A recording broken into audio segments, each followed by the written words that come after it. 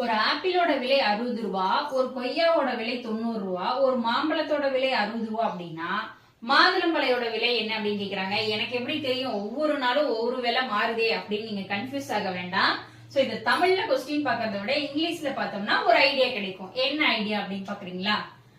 Apple Goa அப்படிங்கறதுல பாருங்க என்ன இருக்கு அப்படின்னா வவல்ஸ். வவல்ஸ்னா நமக்கு தெரியும் இல்லையா, AEIOU இங்கிலீஷ் லெட்டர்ஸ்ல வவல்ஸ் தெரியும் இல்லையா. சோ அந்த வவல்ஸ் கான்செப்ட்ல கொடுத்திருக்காங்க. ஓகேவா? என்ன அப்படின்னா AE இப்ப 60 ரூபான்னா அது எப்படி நம்ம செப்பரேட் பண்ணலாம்? 2 இருக்குன்னா அப்ப இதுக்கு 30 இதுக்கு 30ன்னு போட்டு 60 ரூபா வந்துருச்சுங்களா. அடுத்து என்ன கேக்குறாங்க? பொம்மக்ராண்ட் மாதுளை கேக்குறாங்களா.